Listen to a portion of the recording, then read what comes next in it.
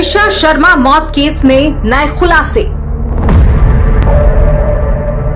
Model की मौत या साजिश, देश भर में उठ रहे सवाल। दहेज प्रताड़ना से सीबीआई जांच तक पहुंचा मामला। रिटायर्ड जज परिवार पर गंभीर आरोप। वायरल ऑडियो और चैट्स ने बढ़ाया सस्पेंस। दूसरा पोस्टमार्टम बनेगा केस की सबसे बड़ी कड़ी। 12 मई 2026 भोपाल के पौष इलाके कटारा हिल्स में स्थित एक आलीशान घर के अंदर अचानक चीख पुकार मचती है। घर का दरवाजा बंद है। कुछ देर बाद खबर फैलती है कि 33 वर्षीय मॉडल ट्विशा शर्मा फांसी के फंदे पर लटकी मिली हैं। शुरुआती तौर पर इसे आत्महत्या बताया गया, लेकिन जैसे जैसे परतें खुलती गईं, मामला रहस्यमय होता चला गया। भोपाल की चर्चित मॉडल और एक्ट्रेस ट्विशा शर्मा की मौत अब सिर्फ एक आत्महत्या का मामला नहीं रह गई है, बल्कि यह केस सत्ता, प्रभाव, दहेज प्रताड़ना, न्याय व्यवस्था और मीडिया ट्रायल के बीच उलझी एक ऐसी कहानी बन चुका है जिसने पूरे देश को हिलाकर रख दिया है। ट्विशा की शादी महज कुछ महीने पहले भोपाल के चर्चित वकील समर्थ सिंह से हुई थी। समर्थ एक प्रभावशाली परिवार से ताल्लुक रखते हैं। उनकी मां गिरिबाला सिंह रिटायर्ड जज हैं। शादी की तस्वीरों में मुस्कुराती ट्विशा को देखकर शायद किसी ने नहीं सोचा होगा कि कुछ महीनों बाद यही लड़की देश भर की सुर्खियां बन जाएगी। मौत के बाद ट्विशा के परिवार ने सीधे सीधे दहेज प्रताड़ना और मानसिक उत्पीड़न के आरोप लगा दिए। परिवार का दावा था कि शादी के बाद से ही ट्विशा पर दबाव बनाया जा रहा था। उनसे महंगे सामान और पैसों की मांग की जाती थी। परिजनों ने ये भी आरोप लगाया कि ट्विशा लगातार मानसिक तनाव में थी और कई बार उसने अपने करीबियों से परेशानियों का जिक्र भी किया था। लेकिन कहानी यहीं खत्म नहीं हुई। मामला उस समय और ज्यादा सनसनीखेज हो गया जब सोशल मीडिया पर कुछ कथित ऑडियो क्लिप और चैट्स वायरल होने लगे।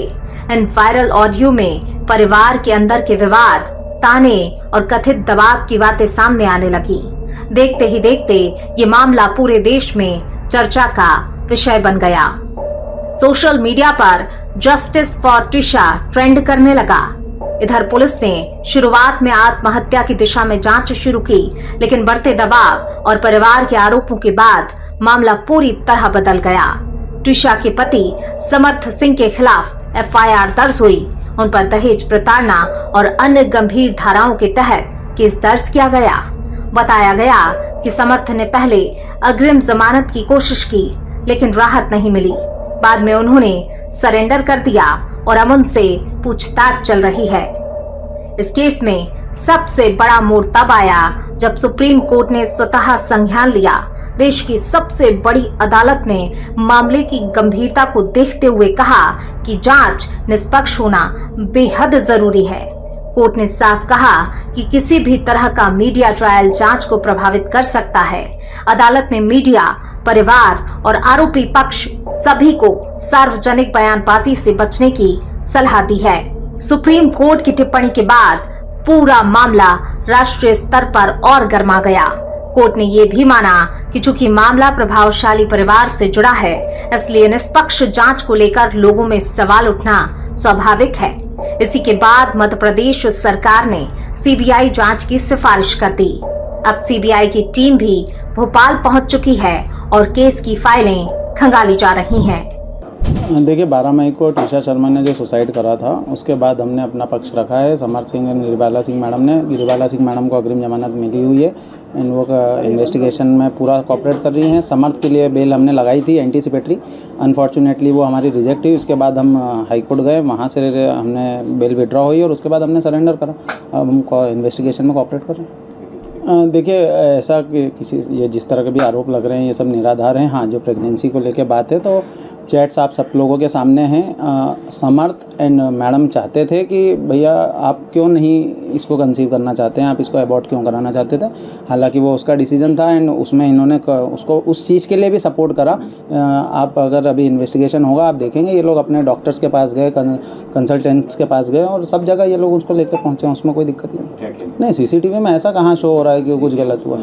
देखिए एक ह्यूमन नॉर्मल टेंडेंसी है, कोई भी व्यक्ति, समर्थ की तो वाइफ थी एंड उनके घर में ये इंसिडेंट हुआ है, कोई भी व्यक्ति अगर आज हम देखेंगे कि वो सुसाइड अटेम्प्ट कर रहा है या हैंगिंग कर रहा है तो सबसे पहले हम जाके उसको उतारेंगे, बचाएंगे और हॉस्पिटल लेके दौड़ेंगे।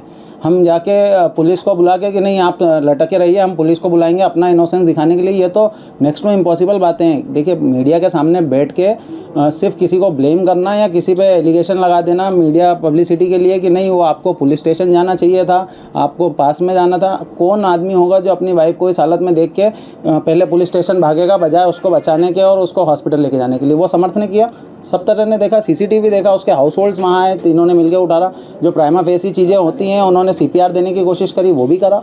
ये सब तो आरोप निराधार है। हाँ, हमें CBI जांच से हमको कोई आपत्ति नहीं है, हमको पुलिस की जांच से भी कोई आपत्ति नहीं है। देखिए इन्वेस्टिगेशन CBI करेगी तो हमारे लिए भी अच्छा है। आप सोचिए जिस तरीके से हम पे, हमारे क्लाइंट्स पे एलिगेशन लग रहा है कि उन्होंने इन्वेस्टिगेशन को टेम्पर कर रहे हैं, हमारे जो कॉल लॉग्स मार्केट में आए हैं, जो मीडिया में चल रहे हैं, ये तो पार्ट ऑफ इन्वेस्टिगेशन है। ये इस तरह से लीक हो रही हैं तो ये तो हमको नहीं समझ में आ रहा है कि कौन मैनेज कर रहा है इन्वेस्टिगेशन को। ये तो इन्वेस्टिगेशन के पार्ट है, ये सब मार्केट में आ रहे हैं, मतलब कुछ तो मैनेज हो रही हैं चीज़ें। देखिए सरेंडर को लेके जो भी जो चल रही हैं चीज़ें वो सरासर गलत है। मैं आपको बीइंग अ लॉयर एक लीगल नॉलेज दे देता हूँ। प्राइमा फेसी जब हमारे ऊपर कभी FIR होती है और हमको लगता है जहाँ पे एप्रीहेंशन ऑफ अरेस्ट रहता है तो there is a provision under section CRPC 438 and BNS में वो 482 है एंटीसिपेटरी बेल के लिए।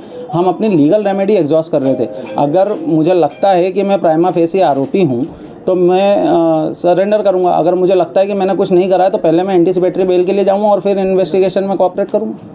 वही हम कर रहे थे। हमारी बेल रिजेक्ट हुई, हमने सेम डे जबलपुर में ही, आप सोचिए हम चाहते तो भोपाल आते, हम चाहते वहाँ से एब्सकॉन्ड कर सकते थे। हमने इमीडिएट सेम डे दोपहर में हमारी बेल विड्रॉ हुई है 3 बजे के आसपास, हमने शाम को ही सेम कोर्ट में सरेंडर कर दिया। मामले में दूसरा पोस्टमार्टम भी कराया गया है। ट्विशा के परिवार ने पहले पोस्टमार्टम पर सवाल उठाए थे।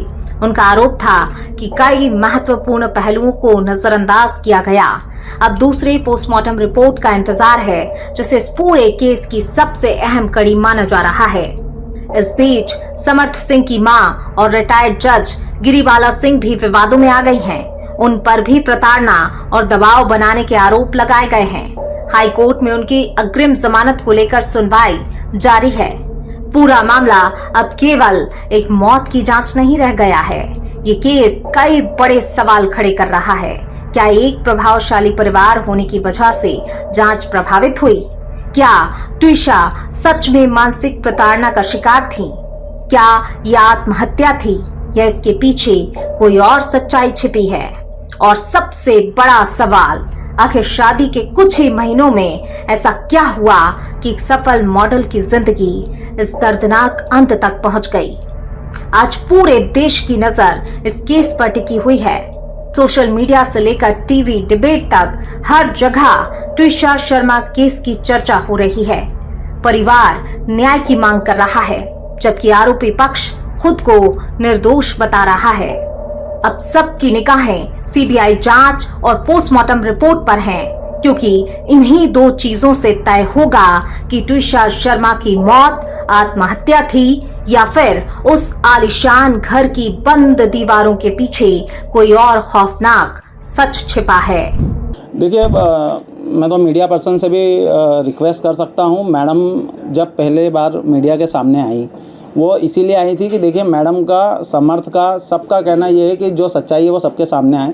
लोगों का कहना था कि मैडम का पक्ष सुनना है। मैडम मीडिया में आई बेल के बाद, और उसी बेल पे मीडिया पे आने के बाद अब उनके फैमिली मेम्बर्स ने एलिगेशन लगा दिया कि ये तो टेम्परिंग कर रहे हैं। भाई आप जानना चाहते थे, मीडिया के सामने वो आई, उन्होंने अपना बात रखी। आप उनकी भी स्थिति समझिए, वो 62+ एज में हैं, उनके घर में ये दुर्घटना हुई है, तो वो चीज़ें जिस तरीके से परोसी गई वो तो बहुत गलत है, अनफॉर्चुनेट है। तीसरा और समर्थ का रिश्ता कैसा था, जो उसको किसी के दिखते थे ना, ऐसा कुछ रहा? देखिए, शादी की फुटेज आप लोगों के सामने हैं, सब चीज़ें आप लोग देख रहे हैं। मैट्रिमोनियल के साइड से के थ्रू मिले थे, उसके बाद 1.5 साल तक बात हो रही थी, सब चीज़ें थी, दोनों फैमिलीज़ एक दूसरे से मिल चुकी थी, सब अच्छी चीज़ें थी, इसीलिए तो शादी हुई थी। एंड शादी के 6 महीने तक भी चीज़ें सब नॉर्मल थी। Even soon before the death 1 या 1.5 घंटे पहले तक भी वही वहीं बैठी हुई थी, हॉल में बैठी थी, सब चीज़ें नॉर्मल थी, पार्लर से आई थी। तो मुझे नहीं लगता कि ऐसा कुछ था हमारे साइड से। समर्थ से बात हुई, इससे में कुछ पूछा आपने कि कुछ क्या जानकारी में ऐसा अचानक कन्या निर्णय क्या हुआ? देखिए, समर्थ भी उतना ही शॉक्ड है जितना आप और हम सब हैं। उसकी वाइफ है, उसको ये नहीं समझ में आ रहा कि अगर चीज़ें कुछ ख़राब थी, जैसे प्रेगनेंसी को ले, आप लोग इस चीज़ को थोड़ा सा मैं आपको उसको हाईलाइट करूँगा कि जब प्रेगनेंसी जैसा बड़ा डिसीजन ट्विशा ने बताया कि मुझे ये नहीं चाहिए, पूरी फैमिली ने वहाँ सपोर्ट करा है, डॉक्टर्स के पास गए हैं, कंसल्ट कराया है, सब चीज़ों में। उसके बावजूद भी, जबकि समर्थ और मैडम चाहते थे कि बच्चा हो, पर उसका इच्छा नहीं थी, इस कारण उसमें वो वहाँ पे भी स्टैंड करा है। ऐसा नहीं है कि उसके जस्ट आफ्टर ये सब चीज़ें हो गई। तो फिर इतना कुछ कोऑपरेट करने वाले फिर सुसाइड करने का निर्णय लिया, उसके अंदर फिर क्या समर्थ ने कुछ विवाद होगा, अंदरूनी कुछ विवाद चल रहा था जो उसको अचानक ऐसा फैसला लिया? देखिए, अगर सिर्फ अंदरूनी विवाद की बात है तो ये तो हर हस्बैंड वाइफ में छोटे मोटे डिस्प्यूट्स होते हैं, वो पहले भी हुए होंगे, उसमें कोई वो नहीं है, सभी जगह होता है। ऐसा कोई डिस्प्यूट नहीं है अभी तक समर्थ के हिसाब से। उसको भी नहीं पता कि ऐसी क्या कारण थी कि उसने all of a sudden immediate वो कदम उठाया। तीसरा का बैकग्राउंड क्या था थोड़ा बहुत? देखिए, ट्विशा मॉडलिंग में थी, एक्टिंग साइड से थी, एंड फ्रीलांसिंग भी थी। उसका खुद का प्रोडक्शन था, शर्मा प्रोडक्शन करके, तो नॉर्मल बैकग्राउंड से थी। आपका ज्ञानेन शर्मा।